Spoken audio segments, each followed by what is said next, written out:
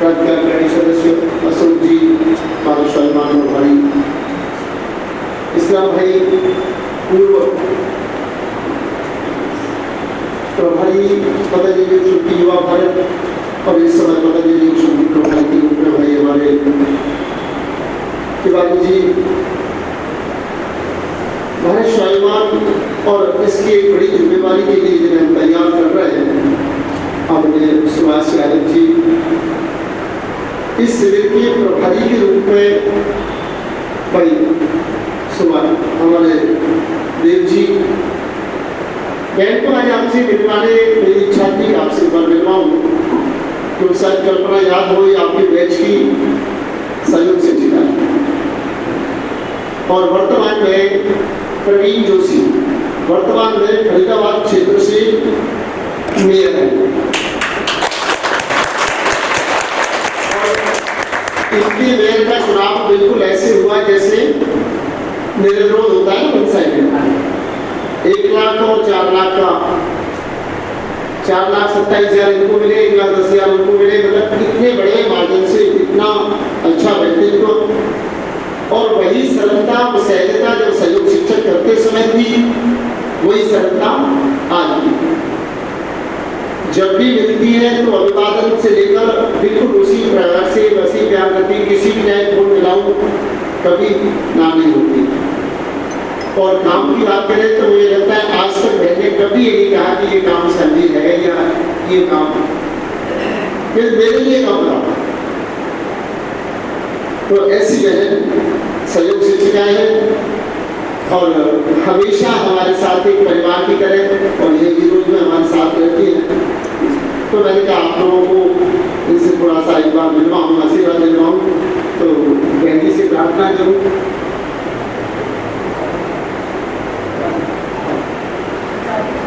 नरेश जी थोड़ा सा कुछ अंग वस्त्र जो स्वामी जी महाराज का हमारा प्रतीक है उस अंग वस्त्र से स्वागत करेंगे। विकास फोटो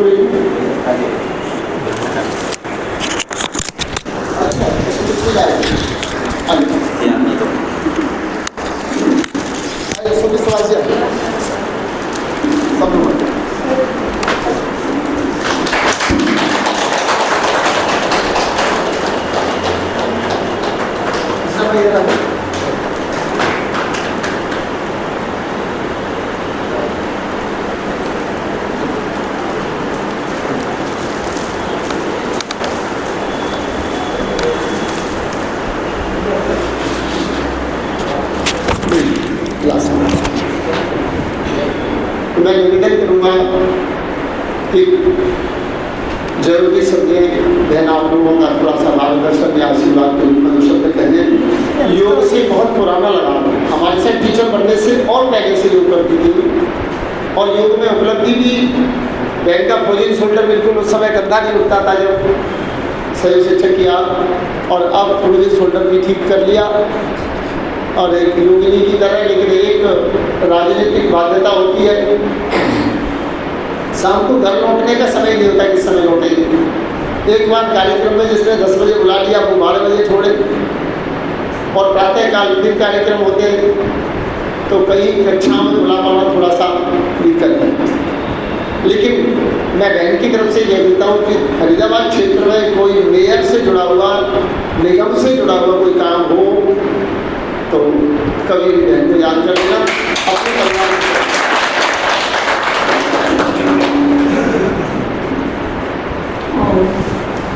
प्रणाम, आप सभी को प्रणाम। आज यहाँ सभी योग शिक्षक, सभी गुरुओं को प्रणाम।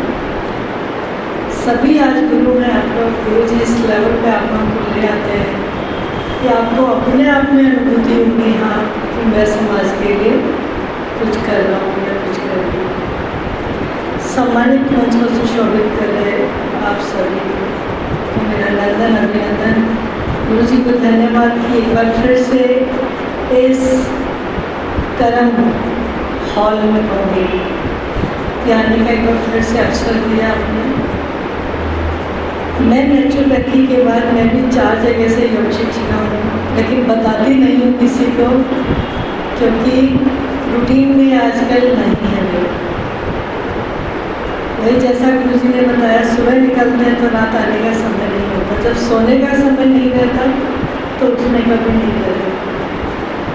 कोशिश करती हूँ कि 7 से 8 की एक क्लास कर ही हूँ अटेंड, बट डिपेंड करता है रूटीन पर। और आप सभी से आग्रह करूँगी कि सच वही सुबह उठने का मतलब आपको 1.5 दिन मिल जाता है। जब हम 8 साढ़े 8 की रूटीन में आ जाते हैं तो आपका आधा दिन हो जाता है और भागता है आदमी तैयार होकर अपने कार्य क्षेत्र के लिए। और जब हम सिर्फ 5 बजे ही उठें, अगर ज़्यादा भोर में नहीं आदत हो तो 5 बजे ही अगर उठ लेते हैं तो आपको 1.5 दिन मिलने के साथ जब आप 1 घंटा क्लास कर लें, यानी आधा घंटा ही कर लें, तो पूरा दिन ऐसा एनर्जेटिक रहता है। मेरा अपना अनुभव रोज़ का बताती हूँ, जिस दिन नहीं कर पाती हूँ तो ऑफिस में भी बैठे बैठे सोती हूँ, किसी से बात करती हूँ तो वो अटेंटिव आदमी नहीं रह पाता, क्योंकि हम उठते ही नहा धोके भाग लेते हैं, अपना टिफिन उठाया चलती है। तो थोड़ा सा अगर सुबह अपने लिए हम समय निकाल लेते हैं, कहते हैं कि ईश्वर के लिए तो ये समय है, बट अपने लिए भी है। एक एक्यूप्रेशर में बोलते हैं कि जब हम दूसरों का ट्रीटमेंट करते हैं तो अपना साथ साथ हो जाता है, कि जो पॉइंट्स हम दूसरे के दबाते हैं वो अपने भी प्रेस होते रहते हैं। उसी तरह से जब आप अपने लिए करते हैं तो स्वाभाविक तौर से फिर कार्य समाज के लिए भी हो जाता है। तो इसी के साथ ये मंच राजनीतिक तो नहीं थी, किसी बोलने का भी नहीं है। आप सभी से फिर से आगे की अगर अपनी रूटीन में हम आधे घंटे का एक सुबह का रख लेते तो जीवन सच में धन्य हो जाएगा। सिर्फ हम किताबों तक न रहें कि करें योग और नहीं योग। मैं भी झूठ बोल रही हूँ मंच पर, सच तो ये है, सच नहीं बोल पा रही हूँ, वह मैंने आपको क्लियर कर दिया। फिर भी मेरा मन रहता है कि बिस्तर से उठने से पहले स्ट्रेचिंग करके ही मैं उठती हूँ, और सच में उसके बाद एकदम लग जाती हूँ, फिर उसके बाद रात तक आपको समय नहीं मिलता। तो इसी के साथ आप सभी का एक बार फिर से धन्यवाद।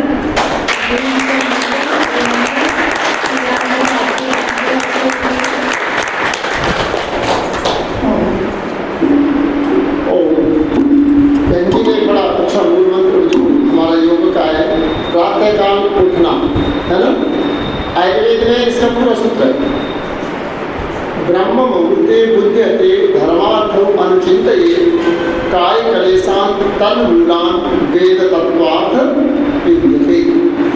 इस सूत्र में कहा कि जो ब्रह्म मुहूर्त में प्रातःकाल उठ जाता है और उठकर क्या करता है, धर्म और अर्थ का चिंतन, अपने जीवन की व्यवस्थाएं और अपने कार्य, तो फिर वो क्या करता है, काय कलेशांश तन्मूला, शरीर के जो कलेश, मन के जो कलेश हैं उनको और शरीर के कष्ट हैं उनको बिल्कुल तन्मूला बहुत छोटा कर देता है, खत्म कर देता है। और वेद तत्व, साथ में क्या हुआ, वेद के तत्व को जानने में सक्षम होगा। तो ब्रह्म मुहूर्त का इतना बड़ा महत्व है। और योग के लिए ये जो आयुर्वेद की सूत्र है आप लोगों को सीखने ही पड़ेंगे, धीरे धीरे पर हो जाएगा, चिंता की बात नहीं है। आयुर्वेद का एक सूत्र है, रोग ठीक कैसे होते हैं, है ना। तो उसमें कहा है कि जो पथ्य का प्रयोग करता है ना, जो पथ्य का प्रयोग करता है उसे तो औषधियों की बिना भेषज व्याधि पथ्या देव निवर्तते न तो पथ्य विहीनस्य औषधा नाम शते। इस सूत्र में कहा कि जो पथ्य का प्रयोग, खाने योग्य चीज ही खाता है। पथ्य क्या होता है, जो जिसके लिए उपयोगी है। जैसे आजकल बरसात में दही नहीं खाना चाहिए, रात को दही कभी नहीं खाना चाहिए। तो इन नियमों का जो पालन करता है वो कभी रोगी नहीं होता, अर्थात उसके लिए औषधियों की कोई आवश्यकता नहीं। लेकिन जो पथ्य नहीं करता, कभी भी कुछ भी खा लिया, है ना, चाय के साथ नमकीन ले ली, जैसे दूध के साथ नमक मिर्च वर्जित बताया गया ना आपको, अब चाय तो बिना नमकीन के पीते ही। तो जो पथ्य का प्रयोग नहीं करता उसके लिए औषधियों का कोई लाभ नहीं, औषधि खाने का कोई फायदा नहीं, क्योंकि लाभ हो गई। तो इसलिए ये दो सूत्र आयुर्वेद को जानने के लिए हम योगियों को, सहयोग शिक्षकों को से लेकर क्लास में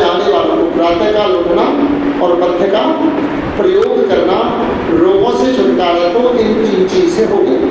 प्रातः काल योग करना, पथ्य का प्रयोग करना, ब्रह्म मुहूर्त में, तो बहुत सारी बीमारियां इससे विपरीत हो जाती हैं। बैठो बैठो क्या करा रही है? क्या करा रही है? अभी कपालभाति करवा रहे थे। चलो कपालभाति करते जाओ। कपालभाति के दो फायदे किस जिन जिनको पता है वो जरा हाथ उठाओ। दो, और कोई?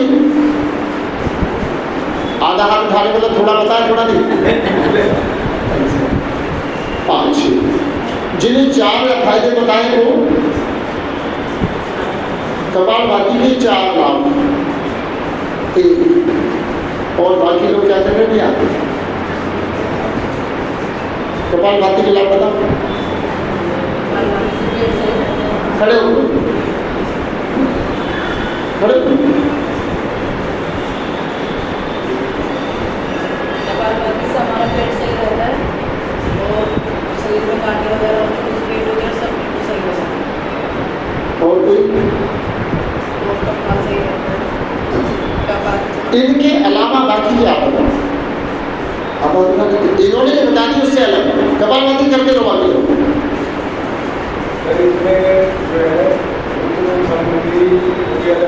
लगा के करते हैं तो उसमें भी फायदा करते हैं, और इसके बाद एकाग्रता, कॉन्सेंट्रेशन, दिमाग को स्थिर करते हैं। इनके अतिरिक्त और कोई? पाचन शक्ति बढ़ती है, पाचन शक्ति बढ़ती है। एक बार इनकी निकाल लेंगे। और बढ़ती है। वो तो एक ही बात होगी, पाचन शक्ति, भूख, बैठ। इनके अतिरिक्त और कोई लाभ? कैंसर में फायदा करता है, कैंसर में फायदा करता है। कैंसर में फायदा मिलता है।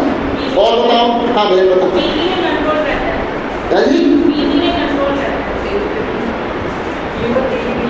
इन- चेहरा सुंदर हो जाता है।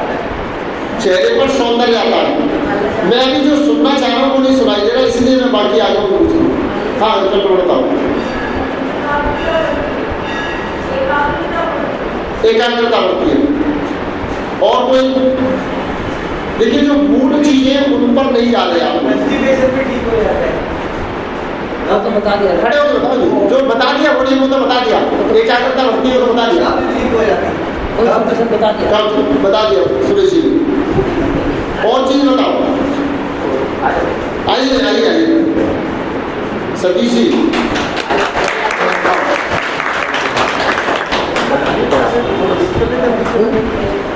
ये आ रहे हैं, बता दें तो हम चलाने वेट कर लेते हैं। आइए सतीश जी। आइए ऊपर आइए। अरे मैं आ जाओ। नहीं आए। सतीश जी हमारे ब्लॉक 5 है ना, पूरे गार्डन जो ईरोज गार्डन का आर्डर है विलास का, बात के बात में उसके आप प्रेसिडेंट है सतीश शर्मा। और आप चंचल कंचन शर्मा, सतीश जी की धर्मपत्नी।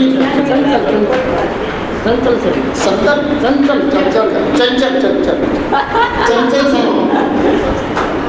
तो ये तो बहुत अच्छी बात है, स्वभाव से ही थोड़ा सा चंचल है। एक बार देव जी, अशोक जी, तिवारी जी, माता जी आप आ जाओ। आप बहन जी का स्वागत करें हमारे चंचल शर्मा जी का। हमारी जी नहीं अत्री जी। अत्री ये मेरे से गलतियाँ होती रहती। सुभाष जी आप भी आ जाओ।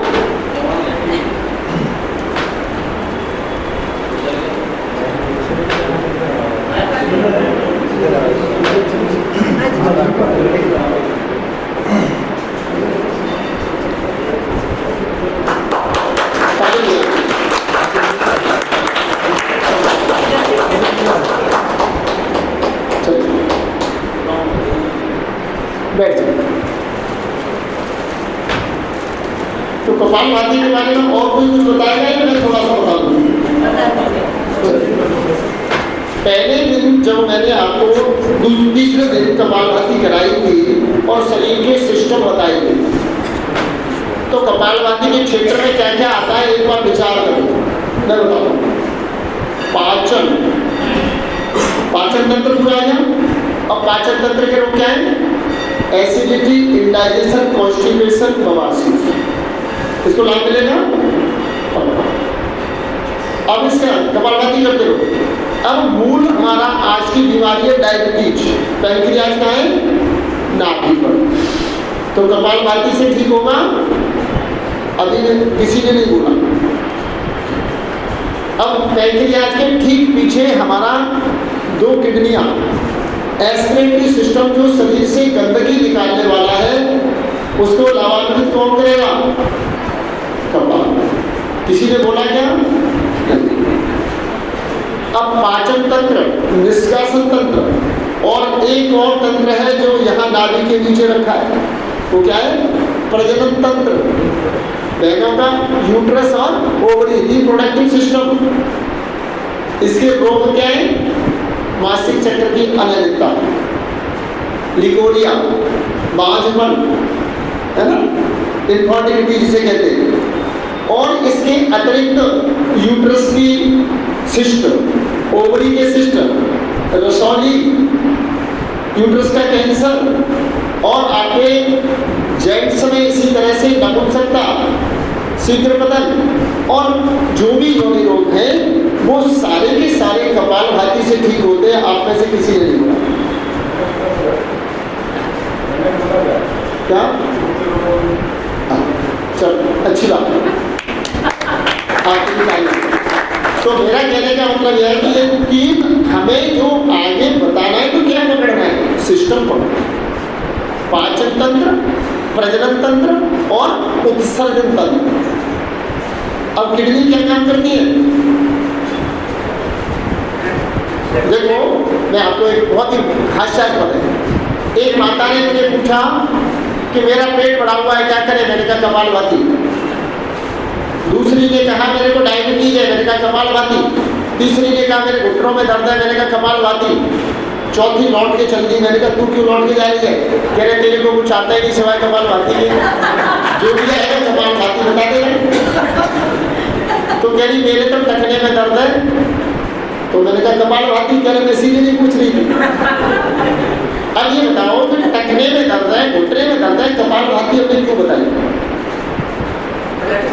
क्योंकि कपालभाति का ब्लड सर्कुलेशन सही रहता है। एक व्यक्ति बताओ। कपालभाति करने से ब्लड सर्कुलेशन सही रहता है। ठीक, और बताओ। बात की कब जो है ना उसे कंट्रोल बैलेंस होगा। और बताओ। मूल चीज बता दोगे तो फिर मैं आगे नहीं बोलूंगा। दिमाग में जोर डालो। आरे फैक्टर को ठीक करेगी तो आर्थराइटिस होता आप नहीं सकते, शिक्षक को बोलते हैं। हाँ जी,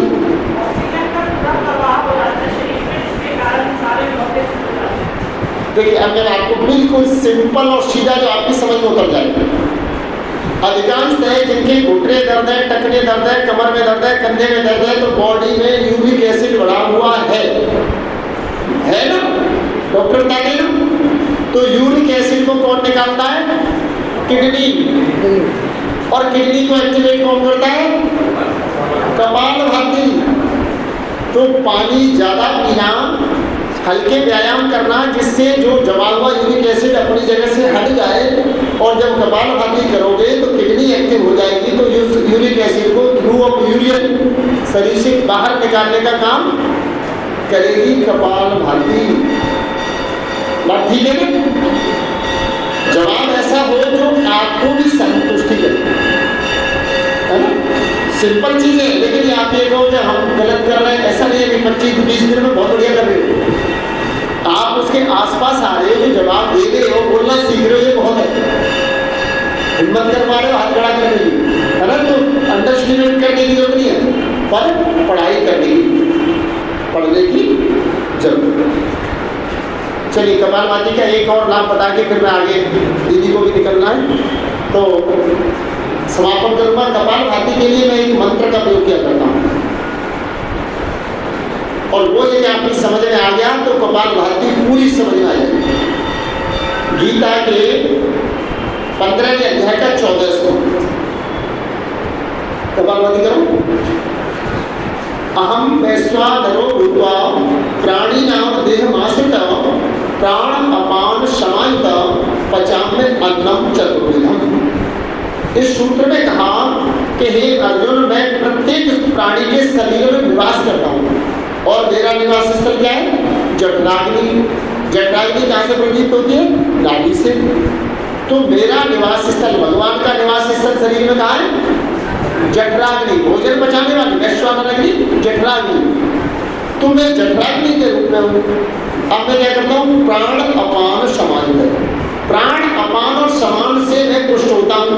तो जब आप कपालभाति करते हैं तो केंद्र क्या है? समान। ऊपर प्राण, नीचे अपान, और मंत्र में क्या है? प्राण अपान समायुक्त। इन तीनों को सम करने का प्रयास करता हूँ। कपालभाति हो गई ना।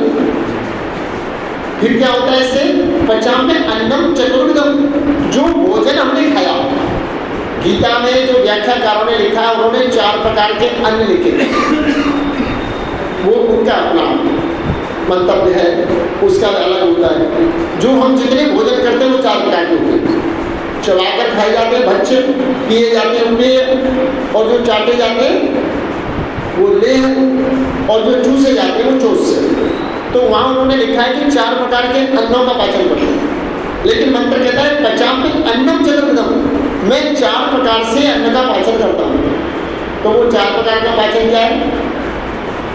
भोजन किया तो पहली क्रिया आमाशय में डाइजेशन, भोजन का एक घोल बनाना, पेस्ट तैयार करना, ठीक है, यही होता है।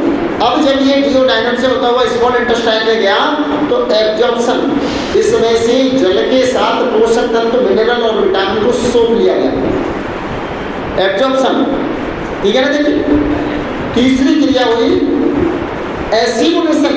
जो खाया है उसे पूर्ण पचाने का मतलब क्या है? एसिमुलेशन। एसिमुलेशन क्या होता है? जो भोजन से उनका फॉर्मेंटेशन, भोजन से क्या गया? रस, रस से बना रक्त, रक्त से मांस, मांस से मज्जा, मज्जा से बोन, बोन से बोन मैरो, और फिर बहनों में रज और पुरुषों में वीर। इसे हम सप्त धातु कहते हैं। तो ये सप्त धातुएं व्यवस्थित हो जाती है कपालभाति से, ठीक है। अब ये 4 हो गई, 3 हो गई। अब चौथी चीज क्या बची? एलिमिनेशन। जो बचा हुआ कचरा है, सवेरे वॉशरूम में गए और 2 मिनट में खाली, कॉन्स्टिपेशन खत्म, टॉयलेट में बैठे और कचरा निकला, फ्लैश चलाया और बाहर एकदम मुस्कुराते हुए निकले, पेट साफ हो गया, आनंद आ गया। जिन्हें कॉन्स्टिपेशन रहता है उनके चेहरे देखो, सवेरे जब वॉशरूम से निकलते हैं ऐसे दुखी आत्मा कर रहे हैं, पेट साफ, पता नहीं। अब कहीं जाना है तो फिर लग रहा है कि दोबारा ना आ जाए, रास्ते में परेशान ना करें। लेकिन जिसका पेट साफ हो गया वो 24 घंटे के लिए फ्री हो गया। तो 4 चीज हो गई।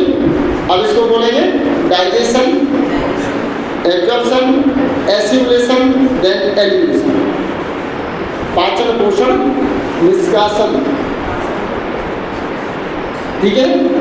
तो अब ये 4 क्रिया कपालभाति से होती है नहीं होती? बताओ। अच्छा ये और बताओ कि जिसकी ये 4 क्रिया प्रॉपर है वो रोगी हो सकता है क्या?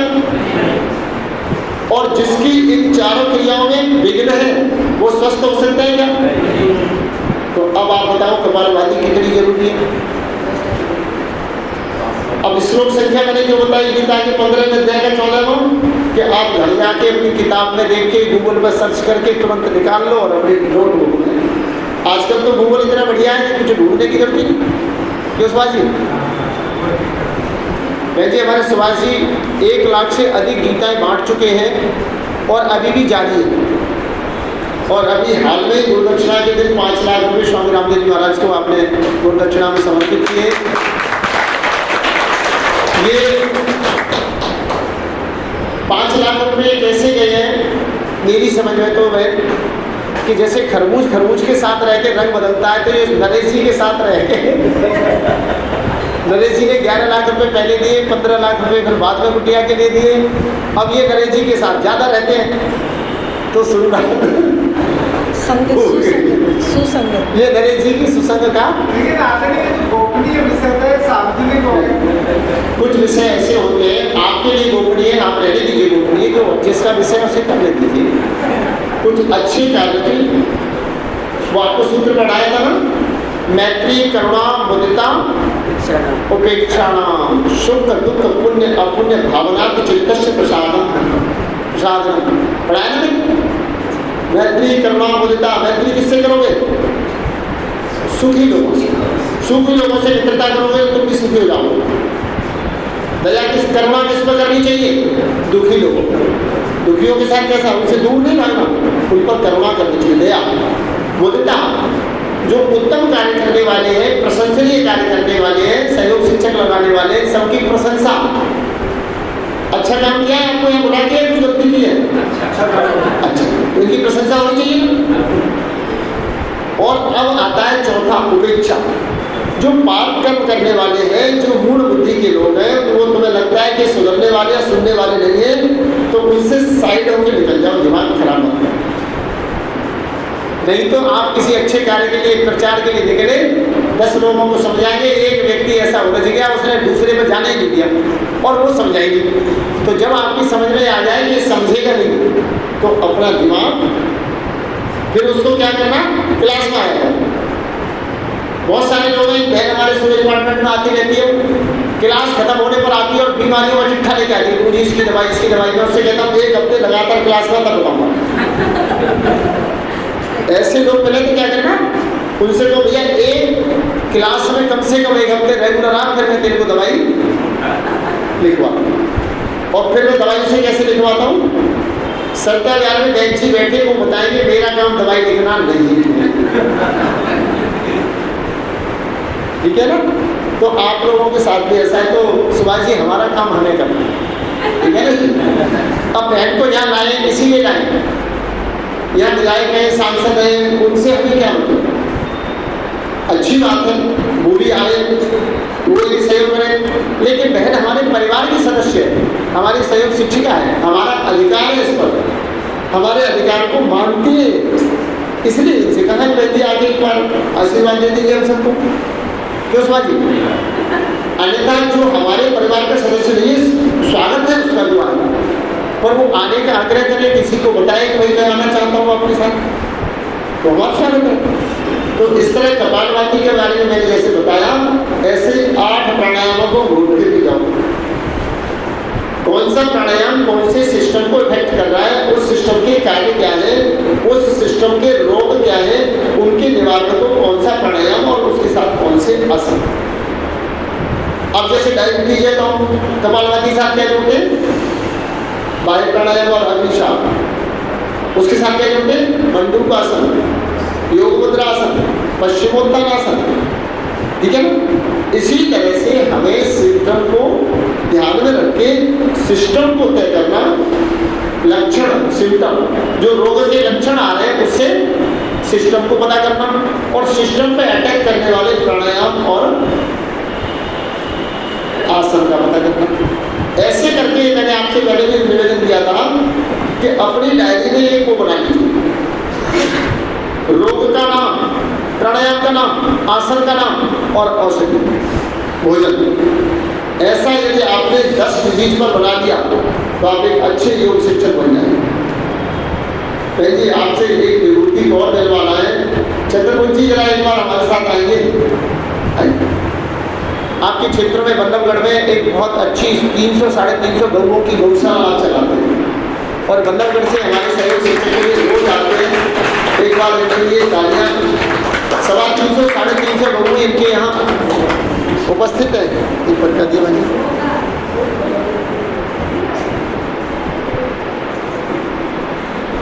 तो मैं चाहता हूँ कि दीदी इनको एक बार आशीर्वाद के रूप में,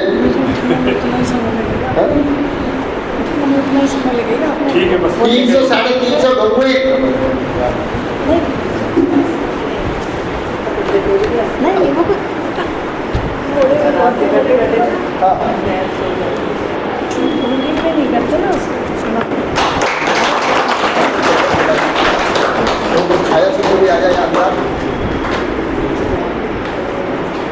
आपका नाम बताएं। चतुर्भुज जी, चतुर्भुज शर्मा। चतुर्भुज शर्मा। नवादा गौशाला नवादा, अरे मोना गौशाला।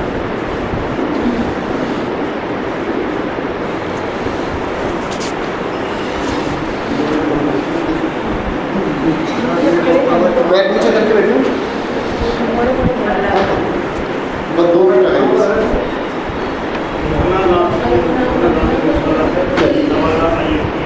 तो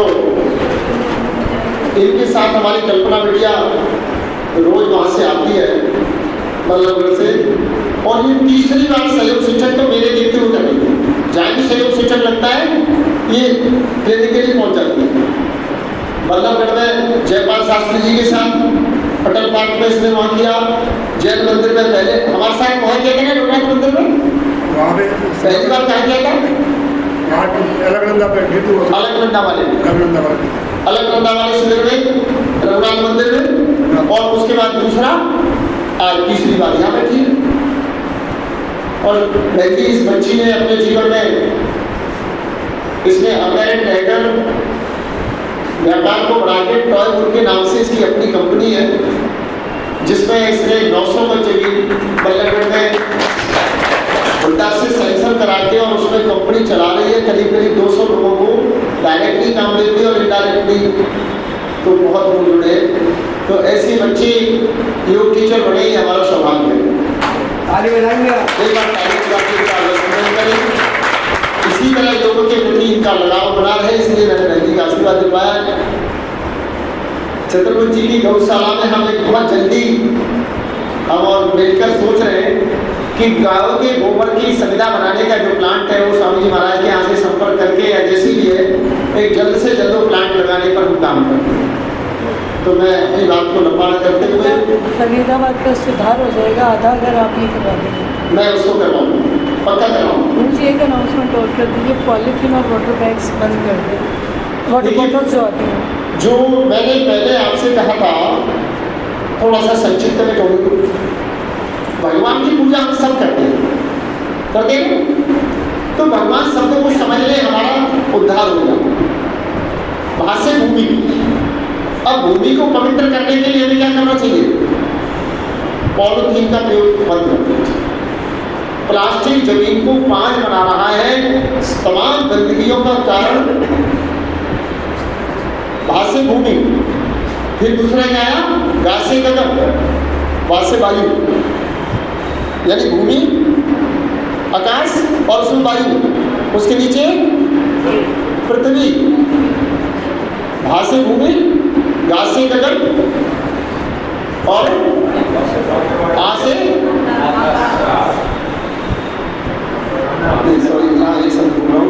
भा से भूमि, गा से गगन, वा से वायु और आ से आकाश नहीं है, वो पृथ्वी के लिए है। नहीं सॉरी, अग्नि, सॉरी, आ से अग्नि, हाँ, आ से अग्नि, पृथ्वी ऊपर आ गई, आ से अग्नि और ना से नील। इन पंच तत्व की शुद्धि के लिए हम जो भी कार्य करते हैं वो भगवान की पूजा करते हैं। आ से भूमि, गा से गगन, वा से वायु, आ से अग्नि और ना से नील।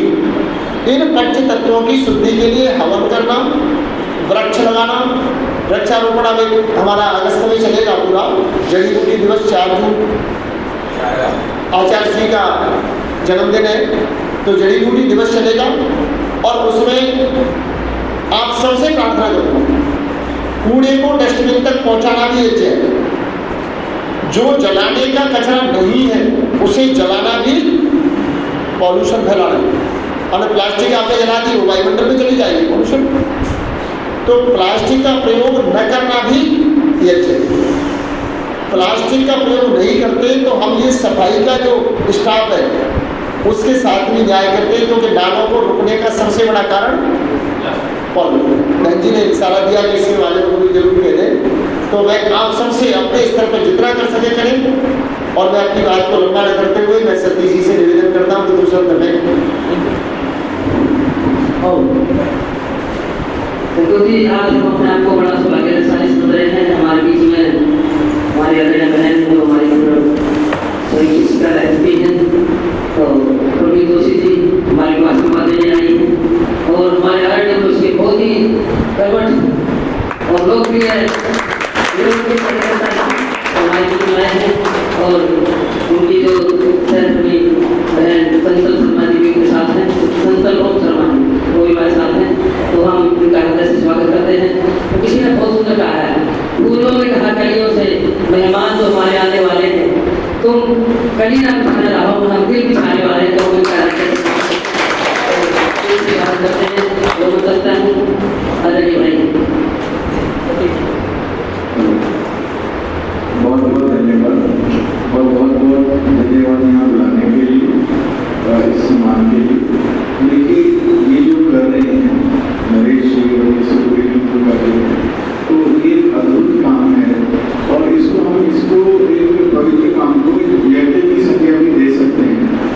एक प्राचीन हमारा ये विज्ञान है जो हमारे ऋषि मुनियों ने इसको इजाद किया था, इसको शुरुआत की थी और वो पीढ़ी दर पीढ़ी चलता हुआ आ रहा है। ये एक संपूर्ण विज्ञान पूरे शरीर के लिए, जीवन आत्मा के लिए, हमें आत्मा को परमात्मा से मिलाने के लिए काफी कुछ कहता है। उसको तो मैं कोई विशेषज्ञ देने को ज़्यादा नहीं बोल सकता हूँ क्योंकि अपनी ज़्यादा जानते होंगे, लेकिन मैं इतना जरूर बोलता हूँ कि ये लोग जो कर रहे हैं अपने प्रयत्न से इस पृथ्वी को, इस देश को, हमारे समाज को, हमारे इस गली को और बेहतर बना लें। और यही मेन हमारे जीवन का लक्ष्य होता है कि अगर आप आए हैं, इस पृथ्वी पे आए हैं और आपके अंदर से आप थोड़ा बहुत इसको इम्प्रूव कर सकते हैं, आपके कारण दूसरों का जीवन बेहतर हो सकता है। इससे अच्छा जीवन कुछ नहीं हो सकता जो ये लोग ऑलरेडी जी रहे। तो एक बार जोरदार तालियां हैं लोगों को। अब बाकी जितने पार्टिसिपेंट्स यहाँ आए हैं, जो बैठे हैं, ये देखिए कि आप ऑलरेडी ब्लेस्ड हैं।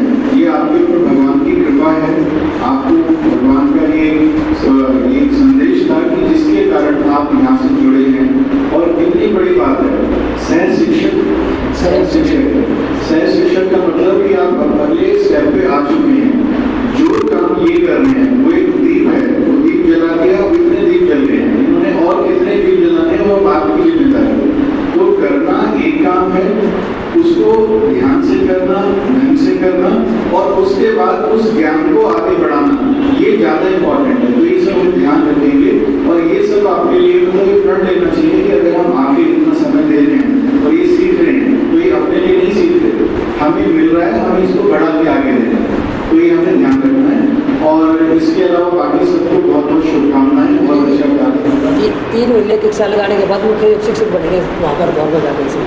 अब देखिए और कितनी अच्छी बात है कि इस प्रोग्राम के बाद 1 महीने शिक्षा के बाद हरिद्वार में जाके जो स्वामी जी के पास जाके वहाँ पे आपने से भी शिक्षक के रूप में ट्रेन हो जाएंगी और सर्टिफाइड हो जाएंगी कि शिक्षक है।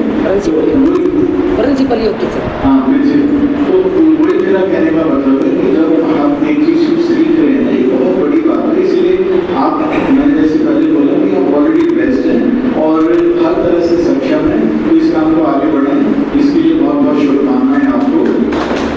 और आगे के लिए भी मिलकर इस चीज को आगे बढ़ाएंगे। और हमारी तरफ से मैं जैसे मेरे पर जिम्मेदारी है रोज गार्डन की, तो कॉलोनी की तरफ से हमारी बहन बैठी हैं, बहुत अच्छा काम कर रही हैं। अभी तो शुरुआत ही की है इन्होंने और हमें बहुत हुए। तो मैं इतना बोल सकता हूँ कि किसी भी तरह का सहयोग चाहिए होगा, कोई सपोर्ट चाहिए होगा तो हम हमेशा तैयार हैं। धन्यवाद। और एक बार इसीलिए क्योंकि बहुत पुण्य का काम है, राष्ट्र का काम है, तो एक बार जोर से हम बोलेंगे भारत माता की, भारत माता की, भारत माता की। धन्यवाद। ठीक है, अभी प्रस्थान करेंगे हमारे बीच से आदरणीय अभिनंदनीय हमारे अमित जोशी जी और अभी हमारी भगवती सलोम शर्मा जी और सतीश शर्मा जी थोड़ा सा, क्योंकि कोई अपना इतना कीमती समय निकाल कर इन्होंने हमारे आके आशीर्वाद दिया, इसके लिए हम उनके हृदय से आभारी हैं। एक बार खुद ताली मिला के, जोर से ताली मिला के